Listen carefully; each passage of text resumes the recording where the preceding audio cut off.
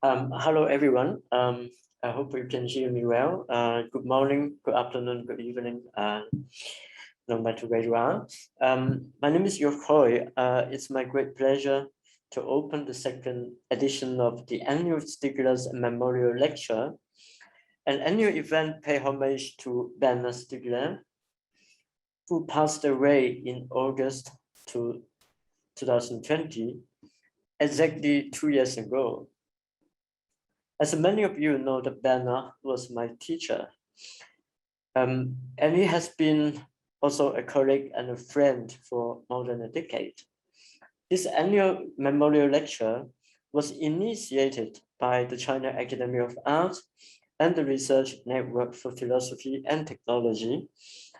Or more precisely, it was proposed by Professor Shiming right after Bernard's death. And this year, it is also supported by the City University of Hong Kong and the Hana Forum run by our friend Johnson Chan. Bernard was a distinguished professor at the China Academy of Arts from 2015 to 2019. And since 2016 on, we have been teaching a master class every spring in Hangzhou in China until the pandemic. And he has also been an advisor to the Research Network of Philosophy and Technology since its establishment in 2014. The annual memorial lecture every year brings a distinguished scholar who has significant contribution to the research on philosophy and technology to give a lecture directly or indirectly in conversation with Bernard Stiegler about his absence. So before my introduction of this year's invitee, Professor Carl Mitchum, I would like to play a pre-recorded introduction of Professor Gao Shiming, President of the China Academy of Arts. Professor Gao invited Bernard to teach in Hangzhou in 2015 and had many profound discussions with him. Professor Gao wanted to record a new speech this year for the second edition of this annual lecture. But unfortunately, due to the lack of time, he wasn't able to produce it because he thinks that he must read all the books of Bernard before he could make such a speech.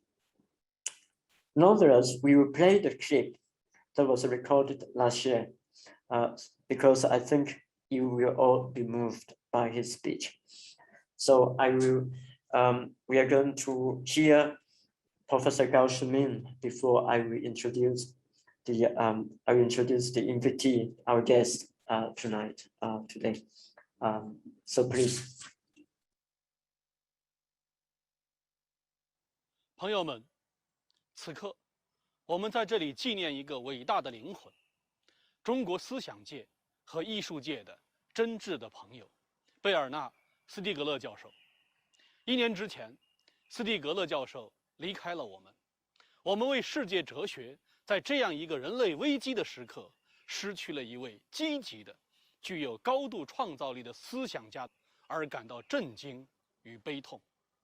1年之后，我们来一起追忆这位思想家的点点滴滴，我们来思考他为我们留下了什么，我们来纪念他的死、他的生，或者说他思考最多的命题——存在。斯蒂格勒在2015年春天来到中国美术学院，从此开启了他与中国艺术界、思想界一路同行的精彩旅程。他带来了一套独特的思想体系与思辨的方式，以此打开对于技术、人类技及其商化现实的深刻解析，并赋予思想与艺术以新的使命。他是一位极其罕见的、有能力对当下快速流变的现实进行深度思考和强有力言说的哲学家。他是一个无学科的人，其写作涉及哲学、文学、科学、艺术等人类一切智性实践，贯穿了技术哲学、媒体研究、精神分析、政治经济学等当代所有的思想领域。他激进的个人写作使所有现行的学科性知识失效。他对于技术、资本、教育、网络、数码化、人工记忆、利比多经济、精神生态学等问题的思考，为未来政治和未来的艺术开辟了新的空间，为我们的艺术教育打开了新的愿景。我们记得，每一个春天，斯蒂格勒教授都会来到杭州，来到中国美院授课。在这所全球最大规模的艺术学府中，他的课程吸引着众多艺术家和青年学者，他们从全国乃至世界各地汇聚到杭州。他的课堂如同一台智性的发动机，一个艺术与思想的节日。在2015年到2019年的5年之中，斯蒂格勒老师参与了中国艺术界与学术界众多的活动，并与许多人结下了深厚的友谊。中国的朋友们亲切地称之为斯老师。斯老师不是那类到中国传道或者炒冷饭的西方大师，他把杭州、把中国美院视为他思想和人生旅程的重要一站。他所强调的此时此地，他每次的课程都精心准备，因为这里不但有最新的命题，还有最新的现实。这里不但有热忱的学生和听众，更有真诚的对话者和他所谓的思想伙伴。对于每一个学生、听众、对话者或者思想伙伴，他都有谦逊而诚恳的回应。2015年，斯蒂格勒老师第一次来到杭州，我给他读了一封信，那是我在2010年策划上海双年展时写给纽约艺术家林 Gillick 和 Eflex 的主编安东维多克的一封信，关于那几年我一直纠结的一个命题：马克思与杜桑的相遇。在那封信中，我谈到，就艺术而言，无论是观念化的或后观念化的艺术，形式都是与交换价值捆绑在一起的。形式是价值市场中的货币。我们应该追问艺术的作品坐落在何处，追问 work 作为艺术工作的意义，追问艺术工作、活动、实践是否一定要以作品作为担保。这不只是为了逃脱资本主义的商品拜物教，而且是为了艺术活动中潜在的更为重要的东西，那就是被康德强行分割开的3个领域：智性、伦理与美学。这3个领域是否可以在今天的艺术活动中被重新聚合？从艺术作品到艺术工作，从 acting 到 action， 就是希望在艺术的劳作与活动中实践一种美学、政治、伦理的行动。斯蒂格勒当时的回答我记不太清了，但是在几年后的一份讲稿中，他清晰地讨论到，工作的英文是 work， 意思是制造作品，但也有作品之意。这正是约瑟夫·波伊夫斯所说的意思。波伊斯说，艺术和工匠一样工作，正是因为工匠工作，他们或多或少都是艺术家。显然，他们并不是狭义上的艺术家，即那些把工作中的发明推演至极端的人。但以这种或那种方式，工匠能理解艺术家的所作所为，因为他们像艺术家一样的工作。所以，我们要发展一种基于工作的经济，而非基于就业岗位，也就是英文所说的 labor 和 job 的经济。要思考这个关系，我们就要正视社会雕塑的4个工地。这些工地首先就在此时此刻，在今日杭州的我们之间，这就是我们要一起工作的工地。这些工地既是知识上的工地，也是实践上的工地。艺术是最高形式的治疗。现在这些问题针对的处境，正是我们当前的处境。这也是为什么面对这个危险，我们要在杭州，在中国美术学院提出社会雕塑的问题。在2018年的一次课上，他甚至更加具有针对性地谈到了策展。他说：“此时此地，在21世纪的人类纪，在杭州的中国美院，我希望提出这样一个问题：策展人该如何做出他们的选择？策展人一词在希腊语中关联到治疗、疗法、治疗师。策展人作为21世纪的治疗师，在一个第三尺寸被数码化的时代，在可计算性被作为模板随处可见的时代，该如何做出选择？策展人以及那些先于展览进行创作的艺术家们，他们可以被叫做感性的治疗师。对他们而言，该如何在艺术市场所主导的思辨性计算的环境下进行治疗、进行制作呢？他们如何能够或者被限制生产超出艺术市场的分叉？他们是否应忽视艺术市场？用马克思的话来说，什么是他们的劳动力的再生产条件？而在讲这番话之前，斯蒂格勒老师发起了一次工作坊，与中国美院的艺术家和学生们一起向埃隆·马斯克提问。在几乎每堂课上，斯老师都会谈到此时此地和我们的思想位置。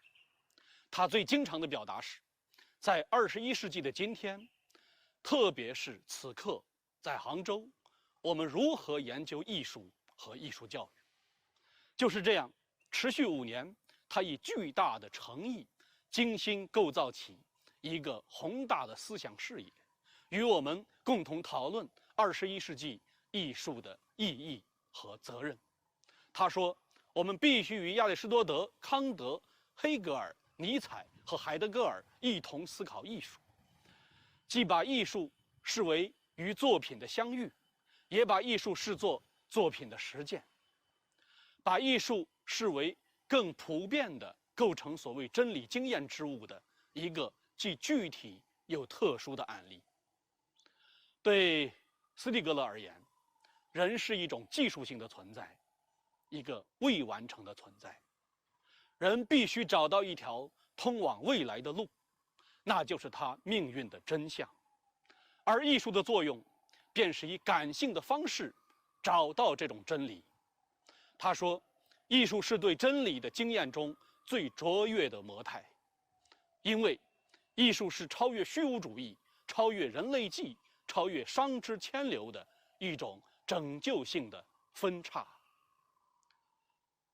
从每一年的课程中，我们都能真切地感受到斯老师对于中国的爱与诚意，感受到他思想上的勇猛精进，感受到作为一位哲学家，他对于艺术的高度期待，并因此让我们备受鼓舞。1年前，在全球的疫情、危机和灾难中，我们永远地失去了斯老师，永远失去了与他一起学习、讨论与思考的机会。在他离开的1年中，世界的危机正在进一步展露容颜。这让我想起，在杭州的最后一堂课上，他多次讲述的虚无主义、灾难和死亡。世界真的是一个庇护所吗？他自问自答道：世界是一个庇护所，但也在庇护之外。这就是我们在21世纪通过一系列灾难所发现的事实。他接着说，我们现在要尝试理解的是尼采和虚无主义的问题与里尔克诗歌之间的关系，因为后者与死亡相关。在最后一场杭州讲座的尾声部分，他提醒我们关注欧律狄克走出冥界的最后的场景。他说，俄尔普斯正要把欧律狄克带出冥界，也就是让他复活。众神告诉他，不要回头，如果你回头查看欧律狄克是否跟随着你，你就将永远失去他。然而，俄尔普斯不由自主地回过头，然后他就永远地失去了欧律狄克。所以，朋友们，我们不要回头，因为我们知道斯蒂克勒始终与我们同行，带着他的智慧与希望，带着哲学修炼的光彩，思想与爱的光芒。朋友们，让我们一起努力，让他的问题、思想和关怀继续持存，不断生长，并以我们的思考和行动去实现我们与他共同憧憬过的愿景，延续并守护他所谓的这场无限的游戏。谢谢。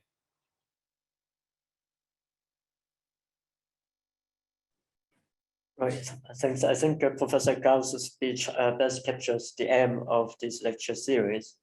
And this year we have the honor to welcome Professor Carl Mitchum, and it is also my great pleasure to introduce him. Carl Mitchum is a philosopher of engineering and technology, professor emeritus of humanities, arts, and social sciences at the Colorado School of Mines, and a visiting international professor of philosophy of technology at the Shiming University in Beijing.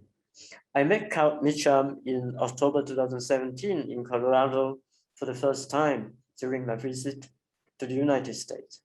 And we met again in March 2018 in Beijing, together with Bernard Stiegler. Carl was teaching at the Shiming University at the time. Bernard and I were in Beijing for a conference organized by Professor Carl Shiming.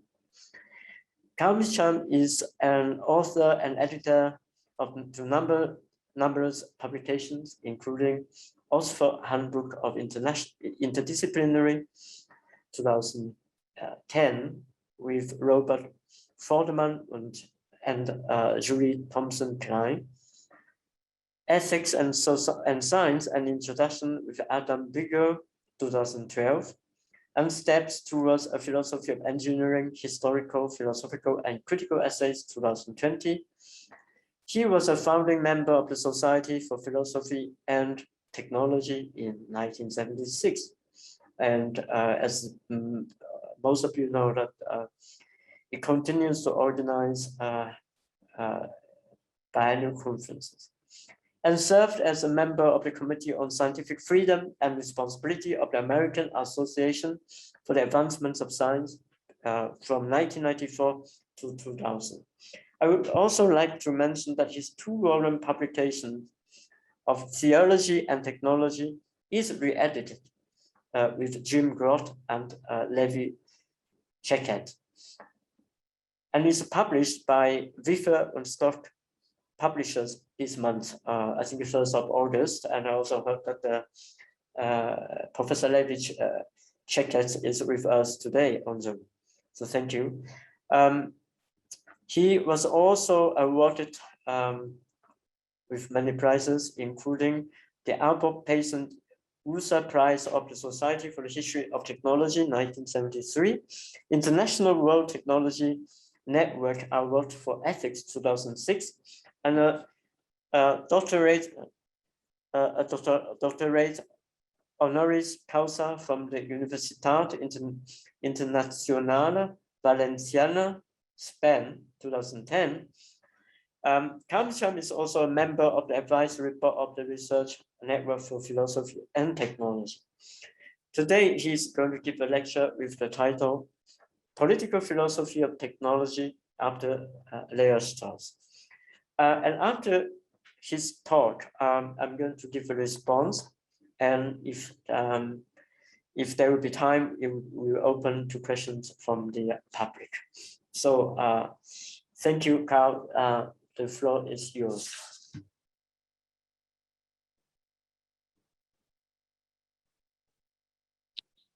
Okay, let's see if I can.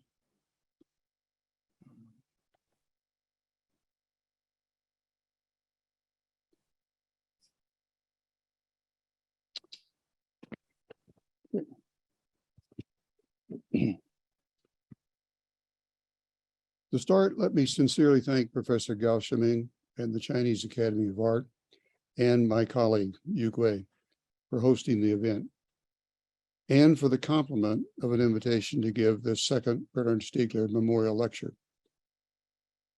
I'm deeply honored, and I don't feel able adequately to do honor to Bernard Stiegler. He is a much greater philosopher than I am. Nevertheless, I will do my best. Given the occasion, it is appropriate to begin with a memory. I only met Stiegler a few times, but they were memorable.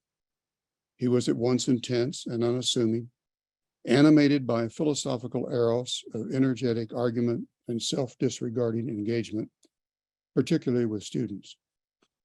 I recall especially the afternoon in Beijing in the spring of 2018. Following a talk at Renmin University, Stiegler invited some students to meet at his hotel for further discussion. We sat in a circle with tea and snacks as he responded to and drew forth questions, midwifting a shift from simply sitting enclosed in a massive technological structure to thinking technicity. What I most remember from the afternoon, however, is not specific ideas or arguments, but his seriousness of purpose, the seriousness he shared despite manifold differences with Leo Strauss. I never met Leo Strauss, although we did once have a single exchange in letters. With Strauss, my introduction was through one of his less well-known students. Clark Boughton did his PhD under Strauss with a dissertation on Jean Baudin's theory of sovereignty, a concept deeply entrenched in the modern engineering-dependent nation-state. Historically situated between Machiavelli and Hobbes, Baudin, who was not nearly as great as either, was still the first to define the state so clearly and distinctly in terms of power, and thus to make sovereignty the central concept in modern political science. As he put it in 6 books about the Republic, the state is constituted by any government of a multiple households and those things common to them with sovereign power. A definition that covers any human association from tribe to empire, so long as it is united by a single dominating power. The concept of the unitary executive, in the name of which modern technology is often deployed, originated with Baudin. Although originally and primarily a political concept, sovereignty cannot help but invite the thinking of technology, its engineering wellsprings, and its progressive, not to say aggressive power in our progressively engineered and engineering world. Indeed, my hypothesis is that the emergence of political sovereignty has gone hand in hand with an emergence of technological sovereignty, that the two forms of sovereignty have been mutually reinforcing, and that the political philosophy of Strauss can help us appreciate this happening. Engineering and technology are not simply instruments available to use by the nation state. They are integral elements. My argument will, however, be less straightforward and more reflective, episodic, and somewhat circular invitation to thinking that draws sometimes directly, sometimes indirectly on Strauss. I will be using Strauss to help catch sight of something otherwise missing in philosophical discourse on engineering and technology. It will be divided into 5 unequal parts.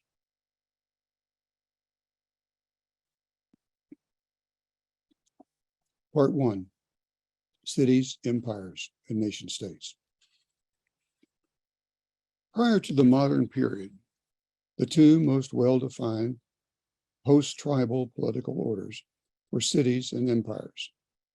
Cities circumscribed by walls, empires with indefinite boundaries anchored by a metropole.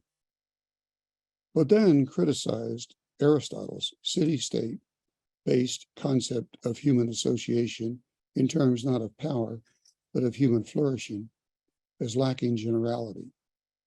Sovereignty, a simpler concept, trumps flourishing in clarity and universality.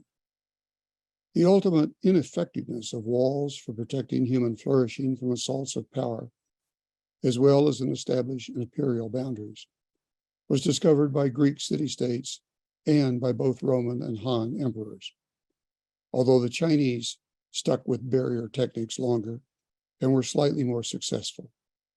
But ultimately, the nation state would require different technologies. In city-states, the question of sovereignty as such did not arise. And within traditional empires, its ultimate diffusion had to be accepted. Even in a metropole, the emperor, whose rule derived originally from crime and conquest, governed from high above and far away, through allies and court officials who vied with one another for access and influence. Diffusion increased as an empire expanded into the provinces. For an agriculture-dependent despotism to produce the wealth and arms and artifice required to drape dynastic kingships, the regime had to practice a distributed social ontology of peasant families and villages exercising subsidiary roles. Empires further exhibit temporal declines in a systole and diastole alluded to in the opening sentences of the Chinese classic Romance of the Three Kingdoms. The empire, long divided, must unite. Long united, must divide. Thus has it ever been.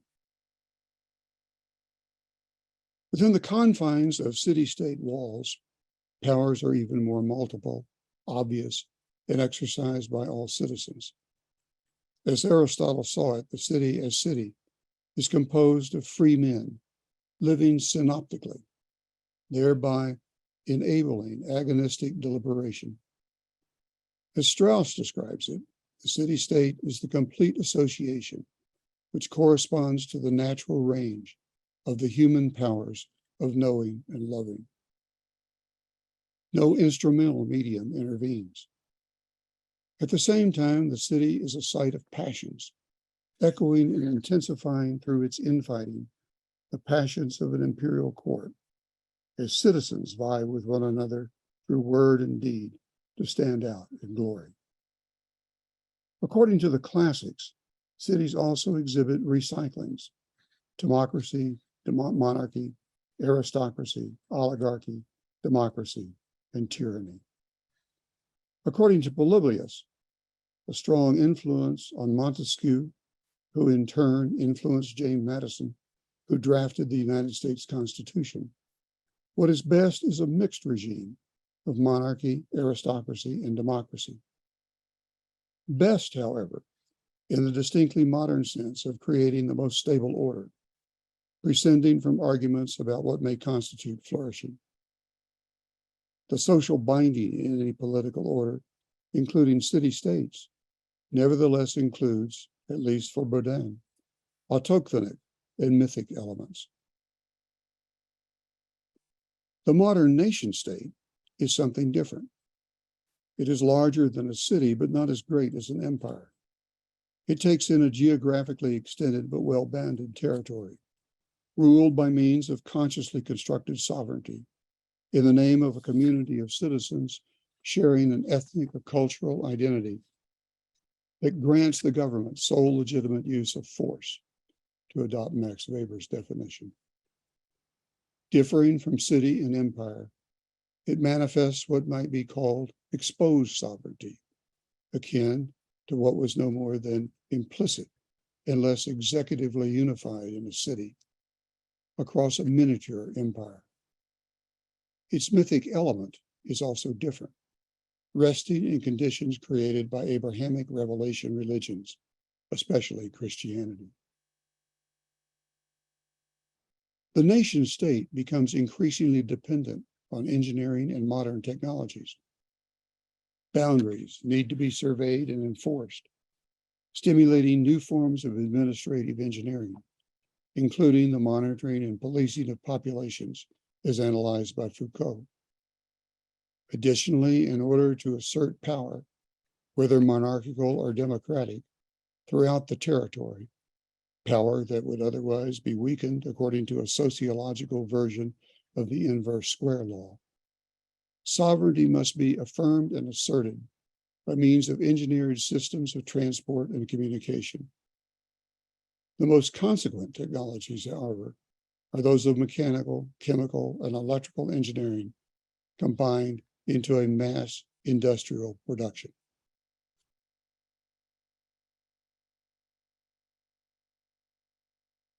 Part 2, Nation States and Abrahamic Religions. Let me elaborate on two assertions that may raise questions. The first concerns the idea that the presence of Abrahamic religions is a distinctive contributor to nation-state sovereignty.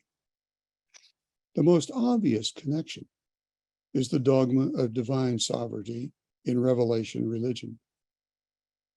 Judaism, Christianity, and Islam all proclaim the absolute power of one true God, omnipotent, omniscient, with power to save or damn every single human being, conceived in radically individualist egalitarian terms. In so far as humans are created in the image and likeness of such a God, they, at least their kings, cannot help but aspire to exercise some diminished version of sovereignty, that is, autonomy. In pre-modern political orders, whether cities or empires, sovereignty was also intertwined with myths about transcendence and divinities. The Chinese emperor was a son of heaven. Pharaoh was a god, as was Caesar. In Israel, however, God ceased to take human form, and a split occurred between kings and prophets. And prophets of God were deputized with a divinely sanctioned oppositional stance toward kings or any other political authority.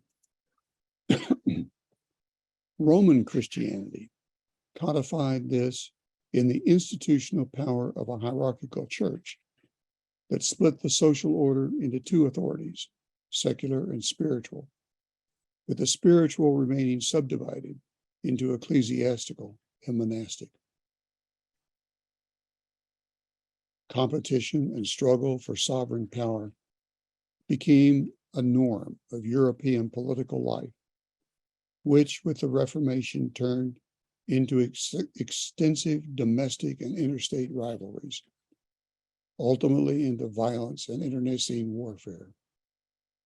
The problematic of this almost nihilistically destructive violence, with its roots in Christian fanaticism about absolutist revelations, became a significant theme in political philosophy, from Marsilius of Padua and Machiavelli through to Baudin. A problematic that only began to be tamed by formulation of a politics of national sovereignty at the Peace of Westphalia in 1648.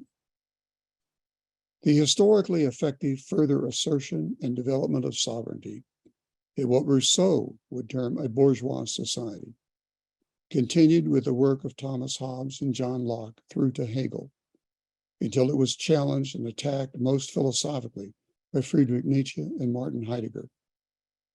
That, at least, is a Straussian reading of the modern political philosophy trajectory.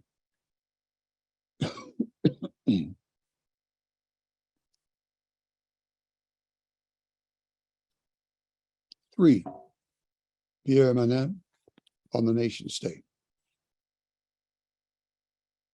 Allow me to reference here a reading by Pierre Manet, a leading French reader of Strauss. According to Manet, 2, the nation is something in between city and empire, a quote, unique political form proper to Europe. This new political form was needed to mediate not just between city and empire, but under historical conditions created by a competing third, the church. The church was a new social order, differing from both city and empire. Its historical creation, and I quote Manet, decisively and definitively changed the way Europeans looked at the human association, and thus it decisively and definitively transformed the conditions of their political life. but without ever being in a position to govern them. The church is stronger than either the city or the empire because it goes deeper than the city into the human soul and further than the empire in claims to universality. Conversely, the city is peculiarly inimical to the church because its civic passions bend the human heart toward human affairs, while the empire opposes the church because it entertains competing universal claims. The entering wedge of the nation-to-be resolution of these tensions was the Christian king. End quote. The Christian kingdom is more acceptable than either city or empire to the church. Citizens in cities are carried away by passions that make them forgetful of their souls, while an emperor aims at a plenitude potestatis that necessarily rivals that of the Pope. By contrast, the Christian king, ruling a limited territory, with the sovereignty that Baudin conceived as founded in divine right, could dispose subjects to, quote, obey the law of God and the injunctions of the church within geographical confines that promoted effectiveness superior to any emperor or pope for that matter. Conversely, this king, because of his sovereign marshaling of a large population, was in a position to defend the prerogatives of the secular domain against encroachments of the church. Blessed by the church, it was nevertheless a king rather than a bishop who commanded armies. Yet, along with this divine kingship came a new challenge: political fanaticism greater than anything characteristic of the pre-Christian city. It was in response to this challenge that first Machiavelli, then Hobbes, sought to secularize the Christian kingdom. A further word on fanaticism. Many religions have the potential for being enrolled to justify and support political violence. But Abrahamic religions have special propensities in this regard. Judaism, Christianity, and Islam each claim to be unique, supernatural, and superrational revelations of an all-sovereign God who asks for absolute obedience to commands that are beyond human understanding, thus introducing into human affairs an extremism that is difficult to moderate. Tertullian didn't just declare that Jerusalem has nothing to do with Athens. He professed belief in the truth of Christianity, not despite its absurdity, but precisely because of its absurdity, thereby rejecting any philosophical argument for qualifying or moderating the passions of faith. Some form of fideism has been repeatedly echoed by right-wing fundamentalist conservative Christians and even by some left-wing pacifist Christians, in both cases making believers difficult to live with.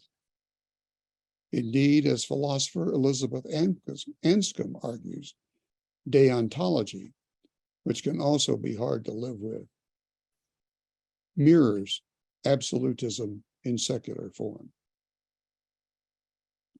Even Thomas Aquinas, who granted reason an ability to know the truth, argued that faith was necessary to perfect philosophy and provide more certainty than reason.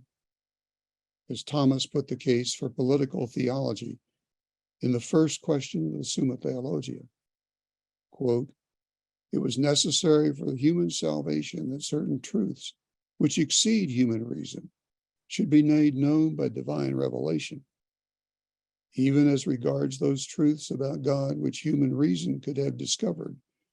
It was necessary that human beings should be taught by divine revelation, because the truth about God, such as reason could discover, would only be known by a few, and that after a long time, and with the admixture of many errors.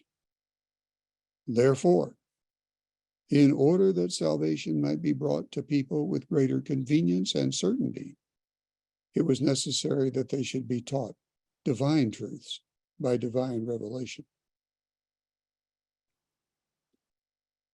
The combination of Christian theologies, of propositional revelation, and Greek rationalism infused into political ideals a degree of certainty that philosophy alone could never provide.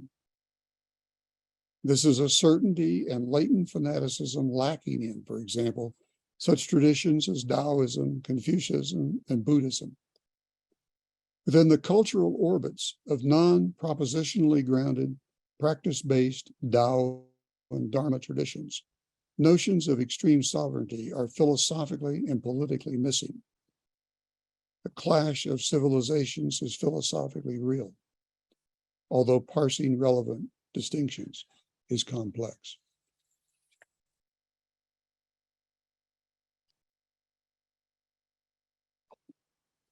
Part 4, Engineering, Technology, and the Nation State. A second question concerns the claim for engineering, technology, and mass production as consequential elements in the theory and practice of bourgeois sovereignty. Machiavelli's core teaching, according to Strauss, constituted a lowering of the standards in political thought. In classical political thought, the standard for judging political orders was a propensity for cultivating and supporting virtuous lives. This was the case not only in Greek and Roman political orders, but also in classical Islamic and medieval Jewish political theory.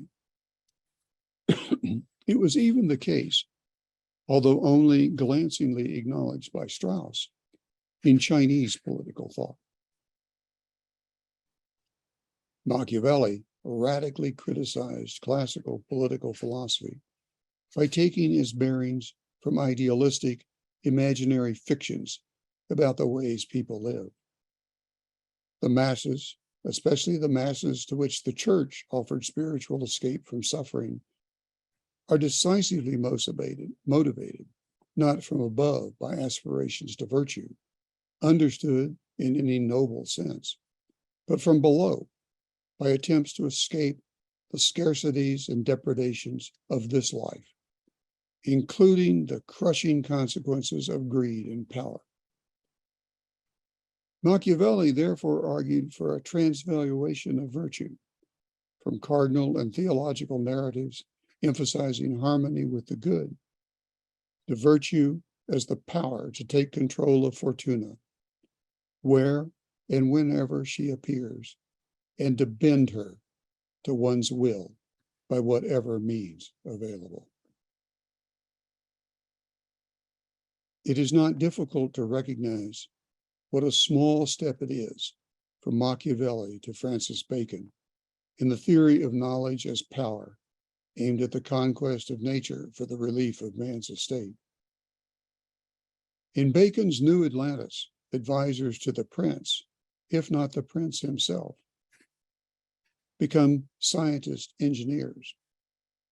The new aim, the relief of the human condition, after conceptual maturations in Hobbes and Locke, eventuates in the self-assertion of English-speaking engineering as, quote, the art of directing the great sources of power in nature for the use and convenience of man, to quote the 1828 founding charter of the Institution of Civil Engineers. For Machiavelli, of course, the lowering of the standards was not a lowering at all. Machiavelli presented it as a raising of the standards, in the sense that it was more in line with reality, and thus able to offer practical guidance for any prince who would create a new political order, especially from the disordered society of early 16th century Italy, which existed, in Machiavelli's words, without head, without order, beaten, despoiled, torn, overrun. Machiavelli was particularly incensed by a Christian legacy that could simultaneously emasculate secular sovereignty by subjecting it to spiritual oversight, while endorsing secular practices of pious cruelty to enforced doctrinal purities. The full-scale civil and national wars of religion, which broke out 3 years before Machiavelli's death, intensified philosophical efforts to defang Christian religious fanaticism, as in the biblical criticisms advanced by Hobbes, and then in Benedict Spinoza's Tractatus Theologico Politicus. There's a sense, however, in which the theological fanaticism of Abrahamic revelation religion is mirrored in, if it does not infect, Machiavelli's own all-out political philosophical attack on classical political philosophy, which leads ultimately to a rejection of philosophy as a zetetic way of life exemplified by Socrates, or the pursuit of Aristotelian Sophia. It is this infection by what was rejected, a return of the repressed, as it were, that Strauss alludes to when he describes Machiavelli as animated by an anti-theological ire, an ire or rage, which has, it may be suggested, become characteristic of a whole strain of political philosophy. The first wave of rage directed against Christian political theology was in short order repurposed in a second wave against the bourgeois liberalism that the first created. This paradoxical lowering and raising of standards, lowering from classical conceptions of virtue and raising toward political effectiveness, was domesticated by Locke's labor theory of value and augmented by his basic right to private property. Assumptions that the value of material good rests with the amount of work someone puts into producing it, rather than its proportionality to the good, and that people have inalienable rights to possessive individual ownership, giving them individual control of material conditions and marginalizing practices of negotiation and cooperation customary with shared ownership, made possible what Karl Marx termed the bourgeois revolution. This cultural superstructure in the eventual form of liberalism would not have been possible, nor more or less unjustly stabilized across the long 19th century, without an engineering industrial base, unjustly stabilized because the rich continued to outpace the poor in their share of the economic pie, but stabilized by increases in the size of the pie as a whole. The consciousness of the poor was bought off by their own smaller increases, which were nevertheless increases. In Herbert Marcuse's deft phrase, technology delivered the goods in a one-dimensionality that overwhelms all others.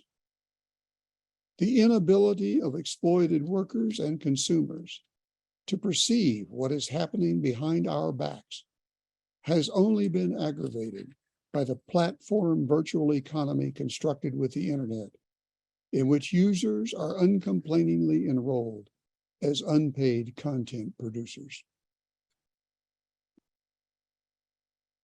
One political philosophical way to try to think what is going on in the political economy might be to adapt Plato's famous analogy of the cave.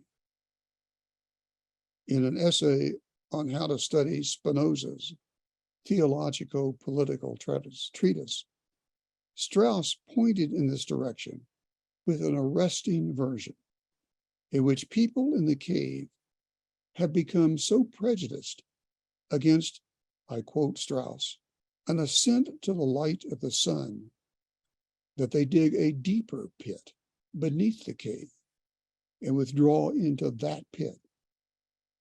Anyone who desires to ascend to the light of the sun would first have to try to reach the level of the natural cave, and he would have to invent new and most artificial tools, unknown and unnecessary to those who dwelt in the natural cave.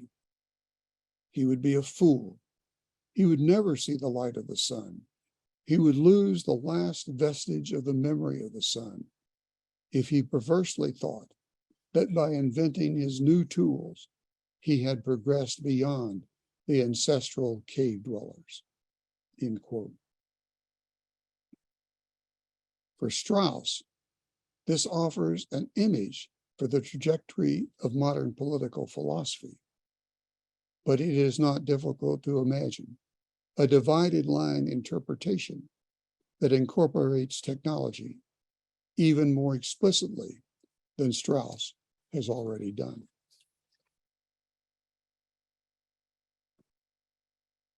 Part 5. Toda Tractatus Politico-Theologicus. To this point, my argument has been that, using the distinctly modern political concept of sovereignty as an amphibole, I have admittedly played a little fast and loose here, it is possible to see the nation state and modern engineering and technology as inherently and symbiotically intertwined. No nation state without technology, no modern technology without the nation state. Modernity is constituted by a dual sovereignty of political and technological power, or a political technological sovereignty that is in its turn a secularization of Abrahamic revelation religious conceptions of divine sovereignty. Spinoza's Tractatus Theologico-Politicus deserves to be complemented with a Tractatus Politico-Technologicus. Although this is not the place to undertake such a task, it may at least be adumbrated. Spinoza's Tractatus Politicus, while not finished at the time of his death, was the first political philosophical treatise to defend what we now think of as liberalism, a nation state whose fundamental rationale is to provide peace and security, as argued by Hobbes, not just by subordination of religion to the state, as with Hobbes and Spinoza, but by means of democratic governance, and even more significantly, by a freedom of thought and expression that enables the indefinite production of scientific knowledge. One moment in a political technological treatise would be to extend Spinoza's analysis, to demonstrate how freedom of and through thought lends itself not just to the production of scientific knowledge, but given the nature of modern scientific knowledge, to laissez-innovar engineering. The second moment would be to consider how the unqualified liberty to engineer is captured by free market capitalism to create a techno-life world juggernaut. A third would then examine how this engineering juggernaut could become counterproductive in fascism and communism, in nation states combining sovereignty with technology to attack their populations, and in the undermining of peace and security by polluting or destabilizing the natural environment on and within which all human orders, including nation states, ultimately depend. Attempts to criticize and qualify destructive sovereignties in both political and technological terms would then need to be examined. Since the turn of the millennium, the most obvious cases are efforts to establish international human rights-based institutions and global forms of environmental regulations. Yet, as Machiavelli reminds, optimism must be tempered by recognition of the difference between armed and unarmed prophets, if not by Joseph Stalin's questions, how many divisions does the Pope have? With regard to all three basic moments, Strauss can make distinctive contributions, but to none more so than the third.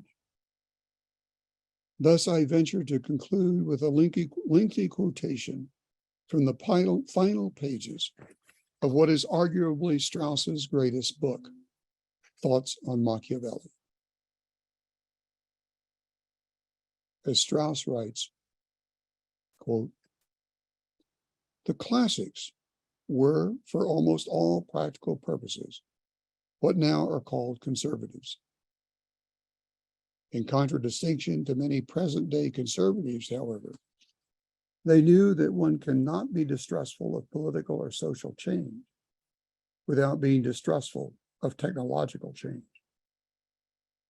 Therefore, they did not favor the encouragement of inventions, except perhaps in tyrannies, that is, in regimes the change of which is manifestly desirable.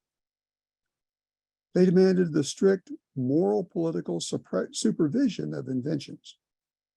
The good and wise city will determine which inventions are to be made use of and which are to be suppressed. Yet they were forced to make one crucial exception. They had to admit the necessity of encouraging inventions pertaining to the art of war. They had to bow to the necessity of defense or of resistance. This means, however, that they had to admit that the moral political supervision of inventions by the good and wise city is necessarily limited by the need of adaptation to the practices of the morally inferior cities, which scorn such supervision because their end is acquisition and ease. They had to admit, in other words, that in an important respect, the good city has to take its bearings from the practice of bad cities, or that the bad impose their law on the good. At the same time, the classical opinion that there occur periodic cataclysms, in fact, took care of any apprehension regarding an excessive development of technology, or regarding the danger that man's inventions might become his masters and destroyers. Viewed in this light, the natural cataclysms appear as a manifestation of the beneficence of nature. It would seem that the notion of the beneficence of nature, or of the primacy of the good, must be restored by being rethought through a return to the fundamental experiences from which it is derived." End quote. In the 2000s, the prospects for such political technological catastrophes are indefinitely greater than when Strauss wrote. The Cold War triumph of ideological democracy in the competition to engineer technologies of mass destruction has been followed by emergence of multiple authoritarian, not to say tyrannical and/or fanatical regimes, and competitions to engineer so-called smart or autonomous weapons of miniature and virtual, but nonetheless consequential destruction. Additionally, global competition in the engineering of mass wealth has had the counterproductive result of producing destabilizing levels of difference between the rich and poor, within and without liberal democratic republics, as well as intensified degrees of resentment, both bottom up and top down. The rich-poor gap takes more than economic form. In 1941, Strauss advanced a sympathetic interpretation of nihilism as moral protest against the loss of a sense of seriousness of life in bourgeois democratic culture. As he channeled this ultimately corrupted moral protest from Weimar Germany, quote, "Only a life which is based on constant awareness of the sacrifices to which it owes its existence and of the necessity, the duty of sacrifice of life and all worldly goods is truly human," end quote. This is a stance we now find reprised today in Patrick Deneen's recent Why Liberalism Failed, with its central chapter devoted to technology and the loss of liberty. Too much liberty can undermine serious choices in life. Finally, the web of the natural environment in the form within which human civilization has arisen and on which it ultimately and decisively rests is now under increased destabilizing engineering action by much more than nuclear weapons, from planetary levels of industrial forever chemicals and losses of biodiversity to global climate mutation. The unrestrained innovation in socially and cosmologically disruptive technologies through increasing alliances between engineering and nationalist capitalisms infuses historically and globally unprecedented change of pace and fragility into political orders. It is Strauss's clear-eyed, non-alarmist, almost detached acknowledgement of the potential for catastrophes, natural, anthropogenic, and political, that is one of the most salient features of his thought. It is also one of the features of Strauss that is most relevant to thinking political philosophy of engineering technology in our time.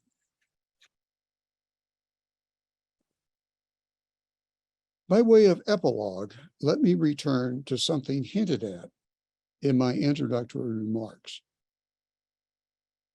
In the course of writing a talk that aspires to honor Stiegler by thinking after Strauss, I have more than once asked myself how to think their relationship. They never met. As far as I know, Stiegler never read Strauss. Still, in ruminating on this question, I happen to recall a passing remark that Strauss once made concerning the sensibilities of Jane Austen and Fyodor Dostoevsky.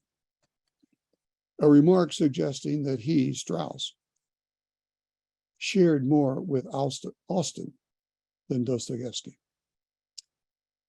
Perhaps I have imagined to myself, Stiegler could be read as a Dostoevskian challenge to Strauss, one on which any reader of Strauss might benefit from reflecting. After all, Strauss more than once admitted that in his youth, no philosopher was more influential on him than Nietzsche. And Nietzsche described Dostoevsky as the one who taught him most about psychology. For present purposes, I think I will not elaborate. I will simply leave it at that. Again, I thank the creators of this occasion for the opportunity to contribute a small reflection on Strauss in an attempt to honor the memory of Bernard Stiegler.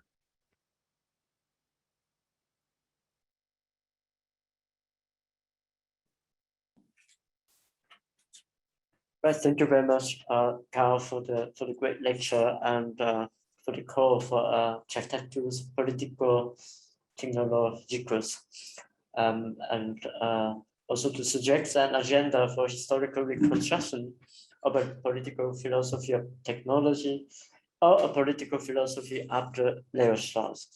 So thank you very much for this generous lecture. And as I said earlier, that I'm going to give a response, which is more or less a kind of thought experiment or kind of virtual conversation between with Bernard through my mouth. So I have prepared a response, a very brief response to that, and I hope it served the purpose, and it also helped to open up some questions and discussions for today. Now, this is a very important task, the Tractatus Political Technologicals after Spinoza. This task is very laborious, but nonetheless very urgent. So I would like to bring this lecture into a closer dialogue with Stiegler. Myself, I'm not a scholar of Strauss, so I will probably do the same way as you did in order to produce a dialogue. But also would like to take it a little bit further than what Stiegler has left to us.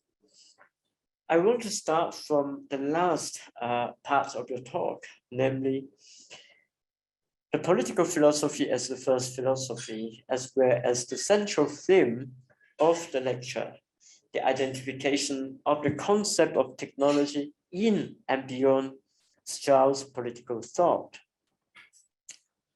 I would like to turn the question around by asking, if political philosophy not in itself already technological since the very beginning?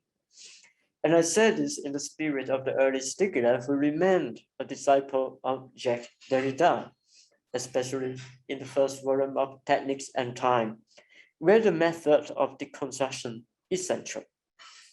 Now, please let me clarify this statement in 3 points before we can turn to the possibility concerning the future, but also the possibility, but also the future of Tractatus Political Technologicals. Now, first of all, we have to clarify what Strauss means by political philosophy. The political philosophy that Strauss aspires to, and which should be distinguished from political science, as he said in his lecture on positivism and historicism. I quote, "Political philosophy is no longer credible, and political science takes its place. To make this quite clear, a non-philosophic political science, this is, if not the full reality today, at least the tendency. This lament of the incredibility of political philosophy today is also a criticism of the non-philosophic political science, and also his proposal to return to the fundamental question of political philosophy, which has been largely forgotten, according to Strauss. Political philosophy aspires to a good society in which everyone is able to excel. That is also to say, to attain the virtue, arete. Arete can be used to describe a tour, and for a citizen, it is techne. But what does it mean by a citizen? And here I would like to refer to Jochen Ritter's exposition on Aristotelian concept of the citizen and its relation to presses and technique. Now, Ritter was a doctoral fellow of Strauss, if you remember, under the supervision of Ernst Cassirer in Berlin. Praxis is the means through which nature, including human nature, can realize itself. I quote, "The highest good is identical with the purpose, with the telos. It is only through this self-realization that one can speak about independence, the Selbstständigkeit, that is to say, the citizen. A citizen is a particular being who is independent, meaning that he has a role in the society as an individual, but also as but not as a dependent being like women, children, and slaves in the time of ancient Greeks. And it is here we must recognize that the Platonic and Aristotelian philosophy is first of all a philosophy of the polis, of the city-state. That is to say, if there were no polis, there wouldn't be Athenian philosophy. Freedom is nothing but the rights of the citizen to enter praxis, namely to become an independent individual through praxis. For Aristotle, praxis and techne are not separate as we might see in Plato, for example. For the later, for Plato, techne is defined always by its error, but not, we don't find ergon in praxis, the product. The realization of the human is found in the praxis, namely the perfection of techne. There is an important claim here, namely happiness and the highest good corresponding to it is grounded in the question of technology. Happiness is nothing emotional like one feels happy when having a delicious meal. Instead, the happiness is not to be found in the customer, but rather in the cook who makes the meal. The cook realizes himself as a cook. Now the second point, what makes the polis possible is its normals. Law, as Jean-Pierre Vernon tried to suggest that the polis will not be possible without a written form of law, because without such a written form, law cannot be interpreted by all the people. That means the question of rights cannot be understood, and therefore there wouldn't be freedom at all. And the society would only be dominated by some privileged and aristocratic influence, what the Greek called Areopagos. For example, in the legal code of Solon. The founding of the polis is highly dependent on the written form of law, and through its externalized form, laws synchronize the citizen together towards a civic time and civic society in the sense of Pierre Lévesque and Pierre Vidal-Naquet. I believe that Strauss is very much aware of this because he has already clearly stated in what is political philosophy, which you cited and I quote below, according to Strauss. The difference between the classics and us with regard to democracy consists exclusively in a different estimate of the virtues of technology. End of quote. Now, I think we can move to the third point concerning the question of technology among the modern. Earlier, we tried to show that the normals in its written form was fundamental to the founding of the polis. Normals, which is often translated as law, according to Carl Schmitt, has its etymological origin in appropriation, Nehmen in German, and division, teilen, of the elements, such as land, sea, and air. Therefore, all normals is first of all technological, if we understood beyond beyond law, beyond the written form of law. Schmidt's famous The Normals of the Earth is first of all a work on the history of technology. In a way, I think Carl Mitchum has done so by stating the importance of technology in the construction of modern nation state. And here I quote what you have just said. Modernity is constituted by a dual sovereignty of political and technological power, or a political technological sovereignty that is in its turn a secularization of a revelation religion conception of divine sovereignty. We know that, and you also mentioned, Strauss credited Machiavelli as the thinker who has brought technology to political philosophy in a way that necessarily broke away from the classical political philosophy. That is to say, in classical political philosophy, there has been a tendency to suppress technologies that are considered unnecessary or dangerous. While in Machiavelli, the conquest of nature via technology is closely linked to the task of the state, as you have shown in your exposition on Machiavelli and Bacon. I think that we have to go to Hobbes on this point concerning the question of sovereignty and who you mentioned by passing concerning the secularization of the divine sovereignty after Machiavelli. The sovereign is the result of the secularization of the divine power. However, it was still not the case in Jean Baudin, because first of all, Baudin, as we know, was a devoted Catholic and remained loyal to the church until his death. And secondly, it was not possible in the time of Baudin. The secularization only made significant progress during Hobbes' time and in Hobbes' mechanism.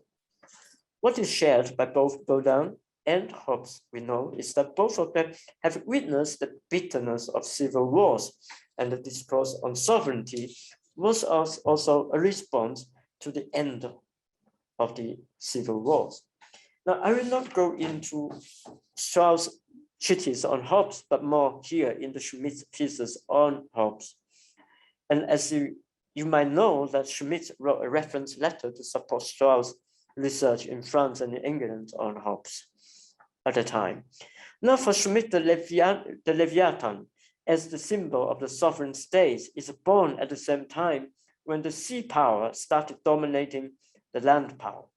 The Leviathan dominates the behemoth, the monster of the land, the monster of the sea over the monster of the land. That is to say, the emergence of the European public law and later the British marine power.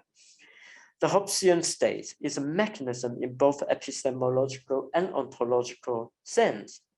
The state is compared with mechanism. Already in the introduction of the Leviathan, we read, the sovereignty is the artificial soul, and the magistrates and officers are artificial joined. Reward and punishment are nerves, and so on and so forth. We can compile a table regarding the analogy between the mechanical state and the mechanical body. Now, secondly, the Hobbesian state is the completion of the Cartesian project, according to Schmidt, in the sense that Hobbes went beyond Descartes' mechanization of the body to the mechanization of the state, with the sovereign being the soul. Now, maybe you can ask, now beyond the 3 points I mentioned above, which we might categorize as deconstructive method, and go to the late Stiegler and his questioning. I think Bernard would agree with us on the following challenge today, and I think Carl spelled it out towards the end. What kind of new political and geopolitical configurations would be possible and desirable in our time, or more precisely in the digital age and in the era of the Anthropocene? We are talking here about the ecological crisis, but also the geopolitical crisis that happens a little bit too often these days. Strauss' warning against technology is still valid, though his warning is very close to the Heideggerian one. And if we agree with you, Carl, that the birth of nation states is a technological event, then the concept of the state will have to be submitted to the history of technology. Namely, it is only one phase of the historical process, like the Hegelian logical lineage, from the family to the civil society, and finally the political state exemplified by the Prussian state. Now I emphasize again, it is a logical lineage, but not a chronological lineage. Now, if we said earlier that in Hobbes' political philosophy, the secularization of the sovereign is realized via technology, especially the emergence of modern science and its later application in technology. And today, technology is no longer that of the time of the Hobbes. As Carl Schmitt observed, after land and sea, there came the third element, air, that is central to the sovereign power during the Second World War. But neither Schmitt nor Strauss lived the time of digital technologies. that we are witnessing, that we are living today? What might be the fate of the state in the process of increasing automatization and mechanization, which you pinpointed at the end? There are, first of all, ecological problems that we all know and we tend to forget due to the current wars and the imminent threat of wars. The technological acceleration intensified the military competition and the danger of nuclear warfare. In other words, it consolidates the nation state as the basic unit of politics today. Like what Quentin Skinner has marked, that so many political theories have announced the death of the state. But in reality, they stand more firmly than before. On the other hand, we also see that today, the problem is no longer the nation state, but rather the problem is planetary, not only because technology has become planetary, but also politics itself is planetary, in the sense that the territorial definition of the sovereign is challenged, and a nationalist thinking will not take us further than what we had in the 20th century. And I believe we are at the moment of a great danger here, at least if we can refer to what happened last week. In the late Stiegler, he described this process of the planetarization as an Anthropocene in contrast to the Anthropocene. Now, Anthropocene refers to entropy. Namely the dissipation of all form of energies towards the niche. Again, a question of Nietzsche. Stiegler attempts to construct a new narrative of an ex-organism departing from Wernadsky's biosphere, passing by Schrödinger, Alfred Locker, Nicholas Georges Coorgan. And maybe you can say that in his unfinished project, Stiegler's unfinished project, there is possibility to conduct a more profound dialogue with Strauss concerning the future political philosophy. Now back to Strauss, we see that we are moving further and further away from the aspiration to a good society and good life.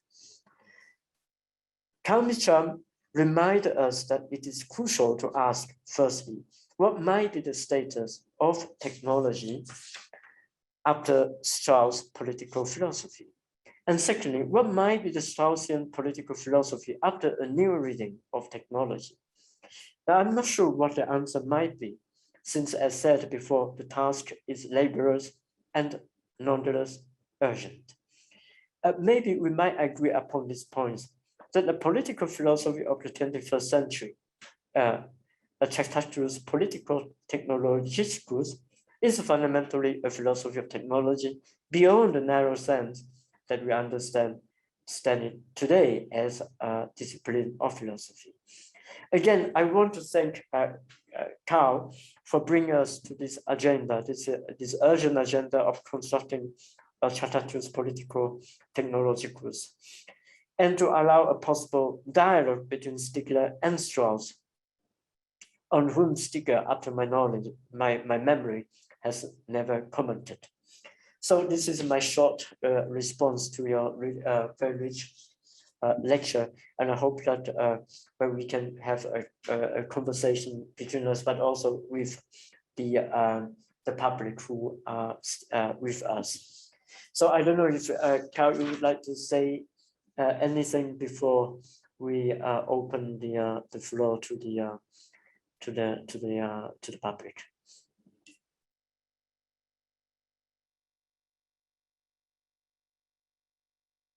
I'm sorry, you are muted. You have to unmute yourself.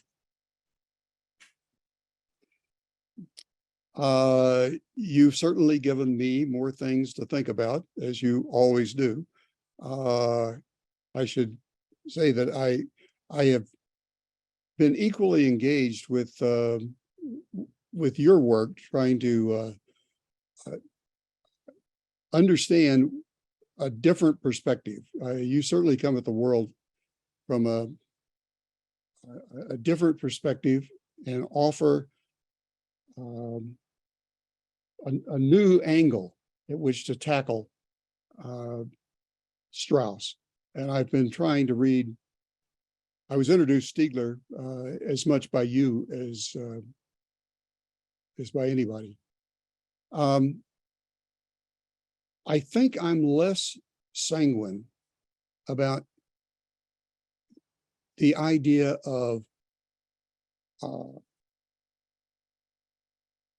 saving ourselves from the looming catastrophe, and more trying to think how we should think of ourselves as a self-destructive species. What does that mean? Rather than trying to think, okay, how will we be saved? How will we save ourselves? I'm just dubious that that's on the horizon. I realize that's Stiegler's desire. And as I tried to put it at the end, it's a kind of Dostoevskian commitment to try to redeem the world. But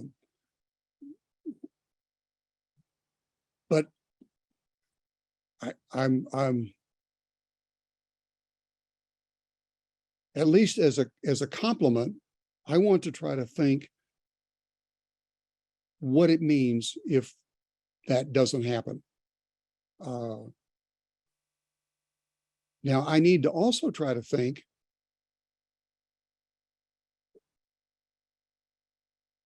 the tension between the effort to overcome the catastrophe, or to go through the catastrophe, as well as disappear with the catastrophe. That's what you challenge me with, I think.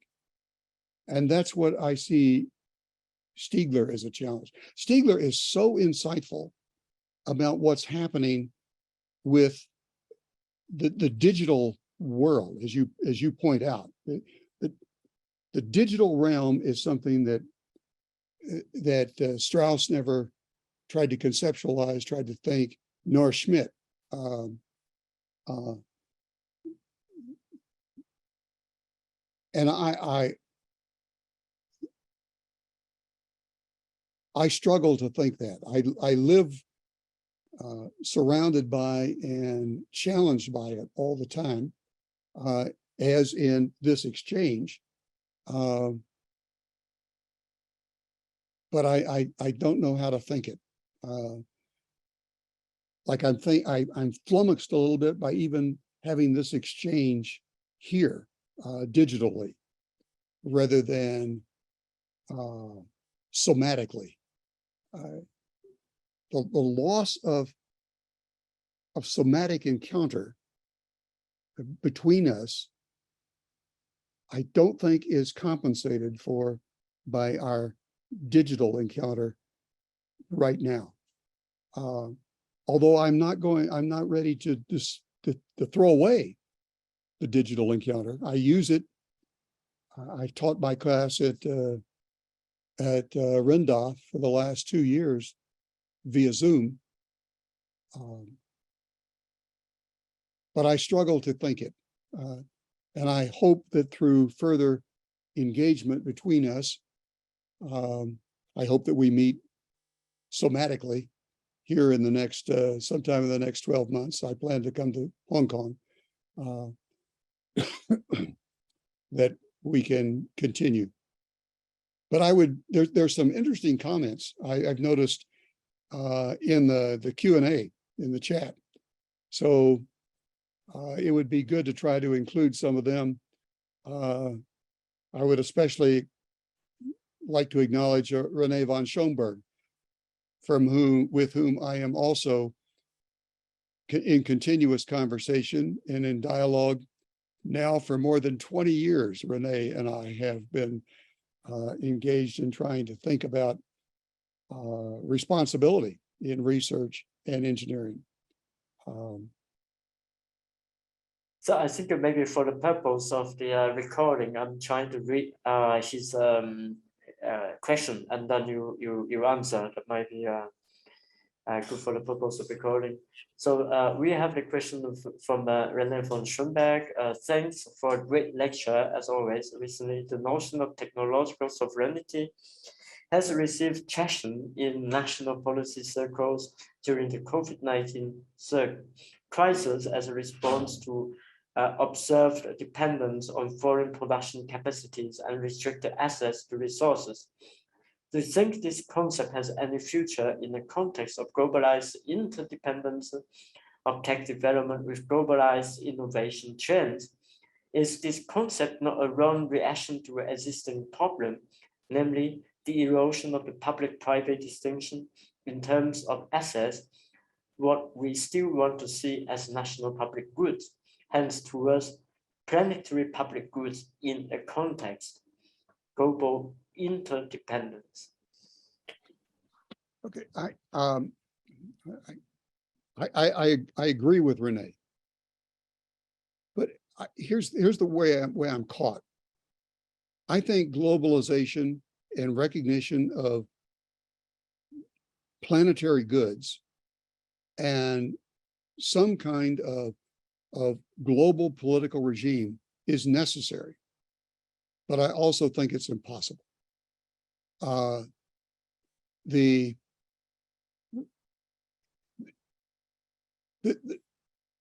It's possible for the few. This is something that the democratic ideology sort of is continuously sort of refuses to think. There is a difference between the cosmopolitan few, the philosophical few, and the majority of people. Most people simply don't want and will not live a cosmopolitan life. They will not lead a planetary life. They don't want to lead a scientific life. They don't want to have their lives governed by the best empirical evidence, the best research. That's not the way most people live. That's not the way most people want to live. And I think it's a fool's errand, and actually a kind of evil, to try to remake human beings as planetary creatures. That will ultimately be self-destructive. I think it's necessary, given the kind of technology that we have, but impossible. So I'm stuck. I don't see a way out. I am going to, my whole life I've been caught. I've been doing two things. I want to reform engineering. I try to teach engineers. I've tried to create new concepts of humanitarian engineering. And I'm going to do that, but I think it's ultimately going to fail. So I'm like Sisyphus. I'm constantly pushing the rock up, and I'm going to keep doing it. But I don't do it with any, what I think are illusions that it's going to be successful. That doesn't mean I don't do it. I am going to die. I'm an old man. I'm going to die. That doesn't mean, and I realize that healthcare is ultimately hopeless, but that doesn't mean I stop going to the dentist. I just went to the dentist yesterday. I'm still going to go to the dentist to try to make my teeth more healthy, but in full recognition that my teeth are going to rot out and I'm going to die. And I think that's the situation we're in with regard to technology. I am going to try to reform it. I am going to try to make the world a better place. But I think the philosophical stance is to recognize that it's not going to be successful.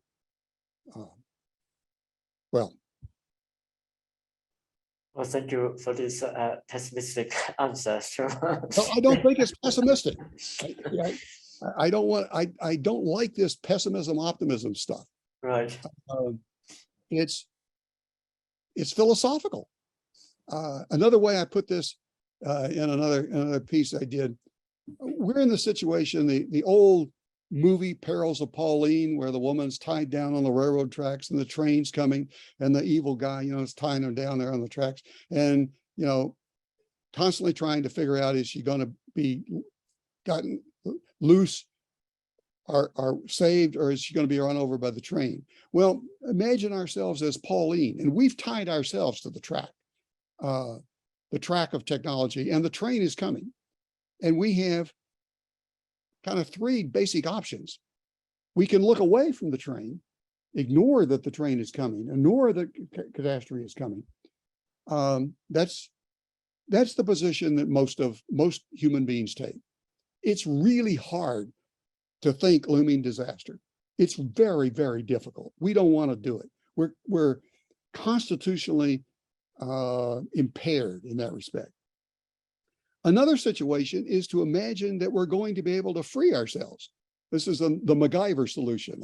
People may not know the old TV series MacGyver. MacGyver is a kind of engineer who constantly gets into straits and is always engineering his way out in imaginative, inventive ways. Constantly try. The MacGyver solution is looking and thinking that the solution is we're going to innovate our way out. Innovation is the solution to everything. I think the philosophical stance is to look the train in the eye, to watch the train approach, and to gauge how close it is to us, and accept that we're going to be run over. MacGyver's not going to solve us. And it's not philosophical to ignore what's happening. That's not to say that we shouldn't try to be little MacGyvers as much as we can. Well, there's where I am. Right, thank you. I think that we agree with you concerning the division between pessimism and optimism. But as you would say that he's neither pessimist nor optimist. He is a fighter for trying to fight against all these against the toxicity brought about by technology. But I think that there might be another scenario is that maybe the chain will turn towards another direction. And I think this is the ultimate philosophical task. Well, and as I think Stiegler argues, that's the task of art. Right. There's two other. Right. Renee responded to my response too, that global citizenship is something like a Kantian regulative idea. I agree with that. And Levi Checketts, can we get him in here? Right. So I read the question. So we got the question of Levi Checketts. Thinking about the question of humanity's self-destructive capacity, have you ever considered psychoanalysis as a useful direction? For example, as a Freudian or Lacanian view help us understand motivations that are clearly destructive, perverse, or so forth. It's behind the scenes. Levi's wife is done her dissertation on Lacan, and I have had some discussions with. I don't understand Lacan. I don't understand psychoanalysis, but I confess that might be. Philosophy is itself a kind of psychoanalysis. But it's not personal. It's an impersonal analysis of the psyche, of the soul, and what the soul, how the soul functions. And I confess there are probably resources there that I need to avail myself of.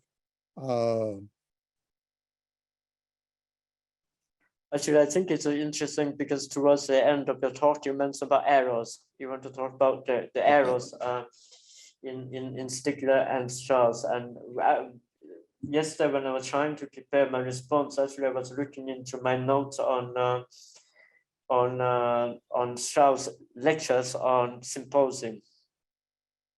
Because Strauss had given a detailed, a very close reading of Plato's Symposium concerning the question of errors.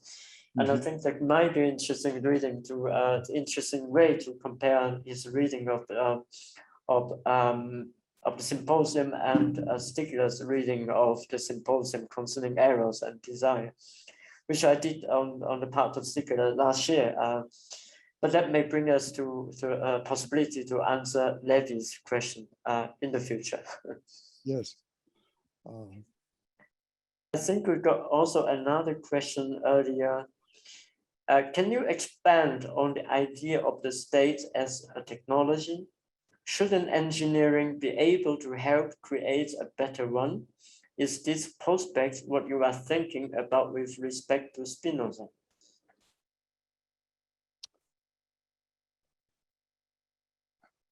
I'm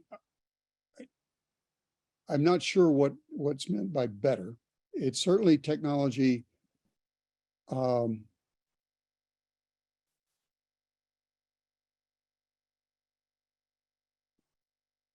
That's a hard question because it raises it's more than one question. The state as a technology. Technology is a term that can be used. I tend to want to restrict it to. I tend to want to distinguish between techniques, craft, making and using, and technology, a more systematic, engineering-based, scientifically grounded making and using. And I think that scientific form of techniques is necessary, is required by a nation state because of the peculiar situation of the nation state between an empire and a city.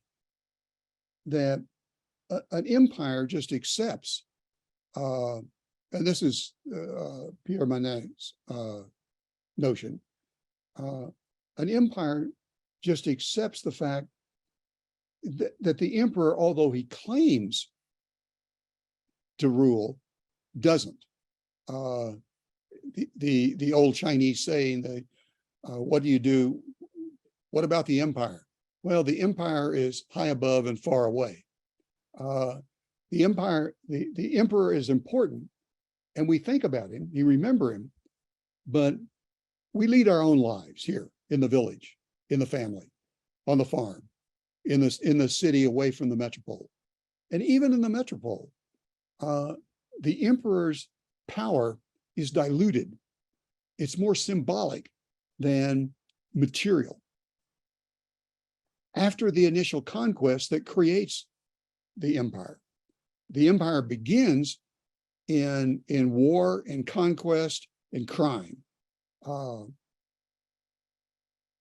But once this has happened and things have stabilized, slowly the power of the empire withers away, and a new empire has to be created. That's the teaching of the Sanguo.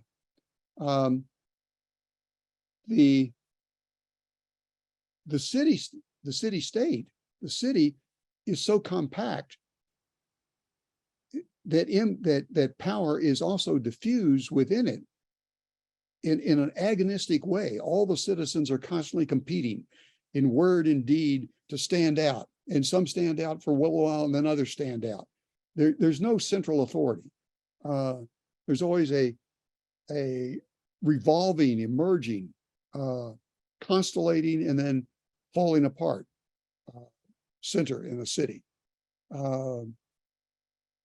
It's a party-based rather than individual-based constellation.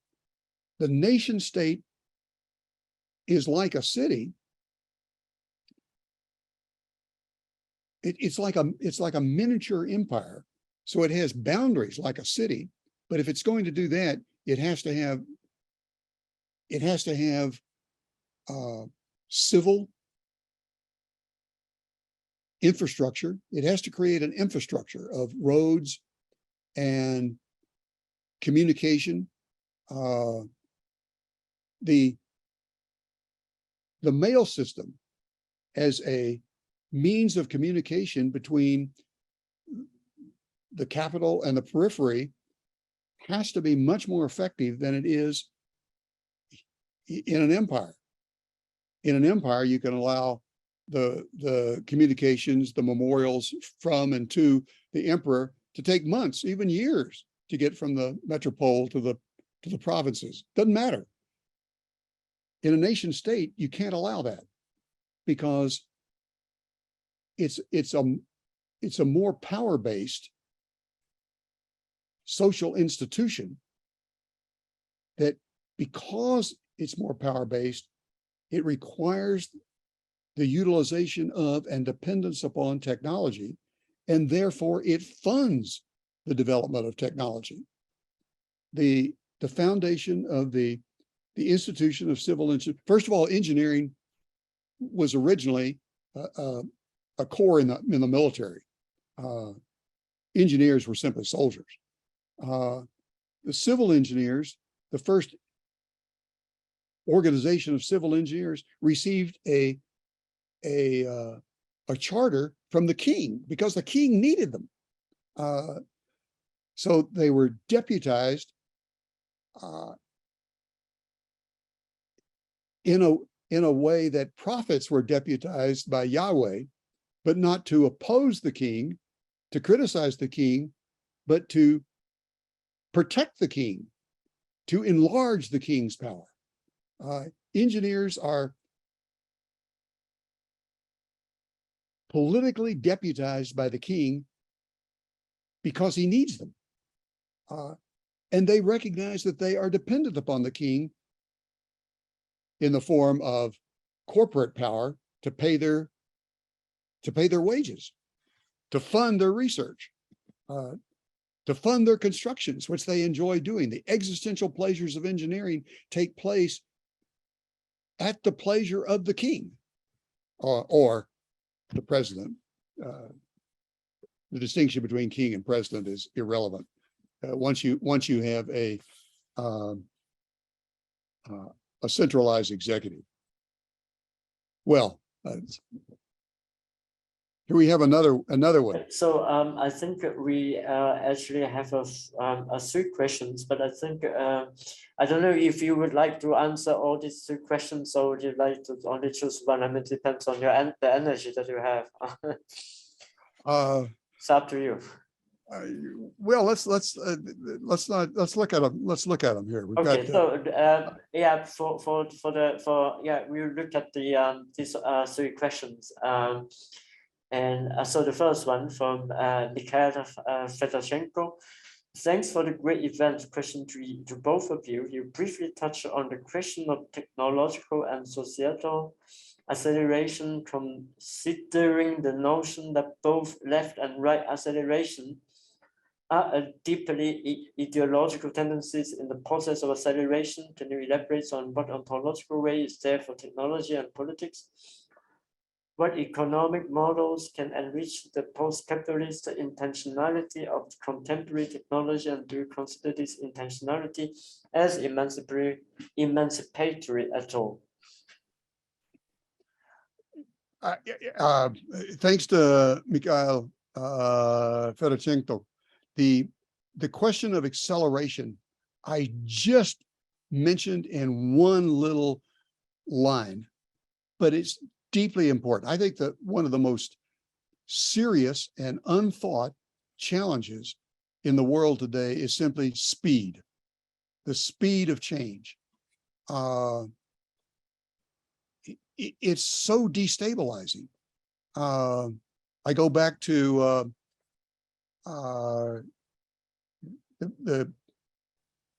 book from, what is it? Capitalism, Socialism, and what's the third? I can't remember the author. Great historian of economic historian. Can you help me out? Miroski? Philip No. Miroski? No.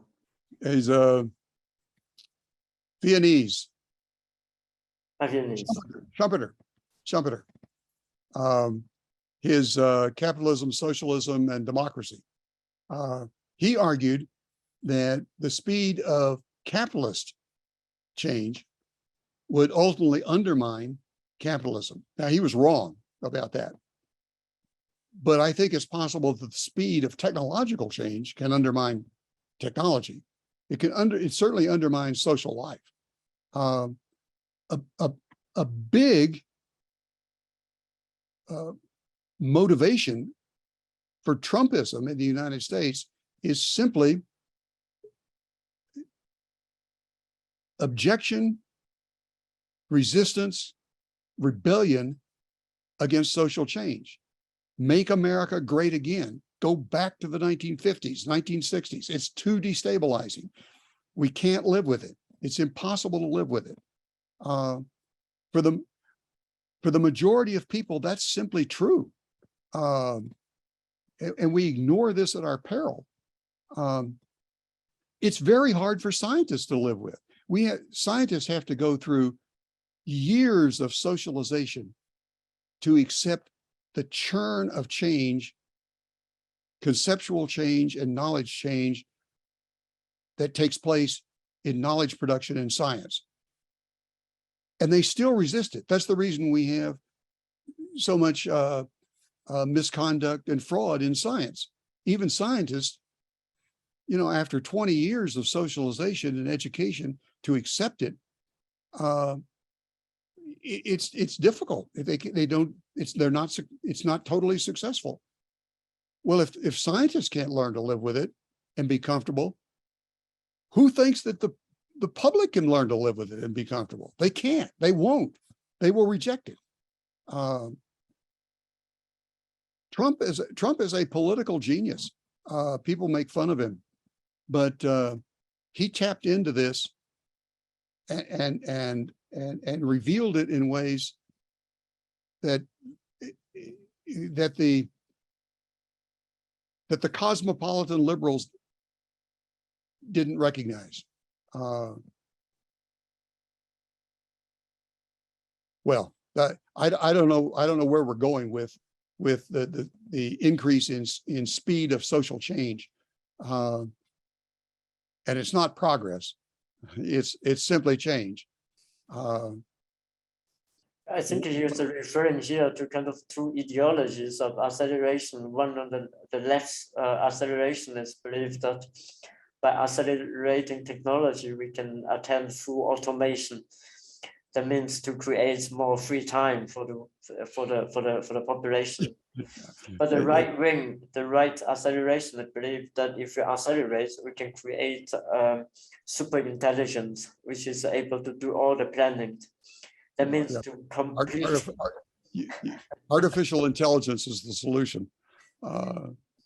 There's another anonymous there. Can you you want to pick this one up? So thanks a lot for the talk and realization once more, and Varg, perhaps a non-relevant question to Professor Mitcham with reference to Mr. Stiegler's latest engagement with technological innovation and urbanization before he passed away. What would be the relevance of the notion cities as a site of passions for the contemporary practice in the field of art and design, which attempt to intervene the many aspects of the economic political life through creating a realm of sensuality? What kind of meaningful social relations, social and political experiments are possible today through the making of art while bringing technologies in context? I think that's the program of the cosmopolitan liberal, the remaking of the cities, the greening of the cities is the program, the project of one class, whether that privileged class trying to save themselves, and they want to save others. They're not. They're altruistic in the attempt to remake cities as sites of pleasure and engagement rather than alienation is a worthy goal. But it's not creating an ambience in which the farmers in mid-America want to live. It's only for a class. It's a class-based solution. Let's look at the people from. We got some Chinese here. Yeah, well, I think there is the last question from Jess Zhang from the University of China's Academy of Sciences. In terms of humanity's self-destructive capacity, which you mentioned earlier, what do you think of the movements of promoting existential risk studies globally as a potential solution? Well, I've been fascinated by what goes on at both the center at Oxford, and there's another center at Cambridge on the global existential risk. And I've read Toby Ord's big book on the precipice. I taught it in a summer session at Renda in 2021.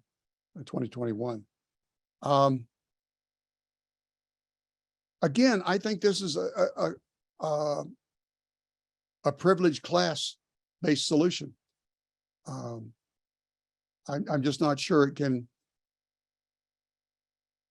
It's something that the academics at Cambridge and Oxford, it's a good thing for them to do. But the knowledge products that come out have no impact, have no purchase in the world. Academics like to discuss them, but how much impact does it have on power?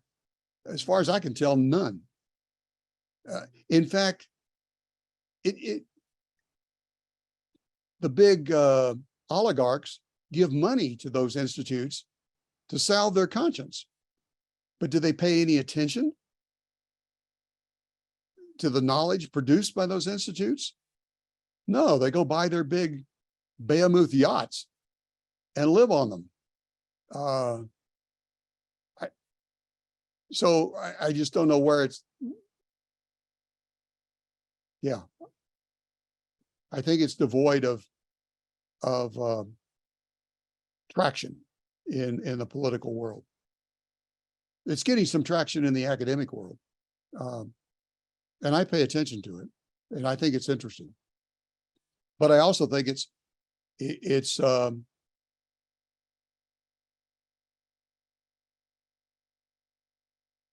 pointing toward what I consider the truth of the situation. As Martin Rees in his book, The Next Century, argues, we have a less than 50% chance of avoiding a global existential catastrophe in the next 100 years. Is that risk analysis going to have any impact on the political world?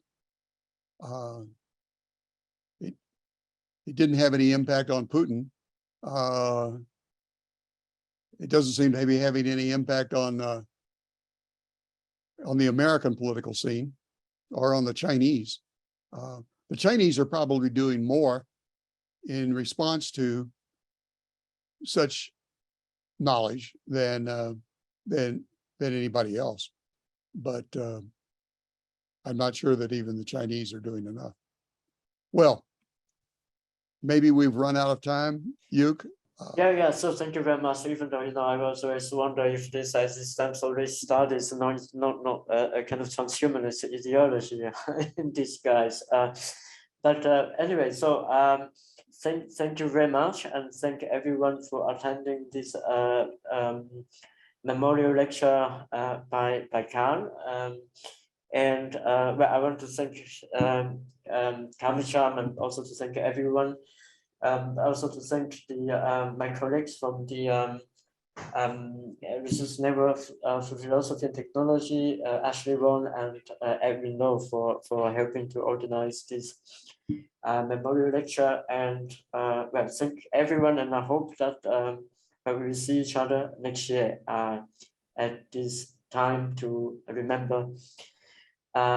Let me give a final word of thanks myself. I was moved by Gao Shiming's talk. I really hope that at some point Gao Shiming and I can meet, and I can learn more about what he's doing there at the Chinese Institute of Art.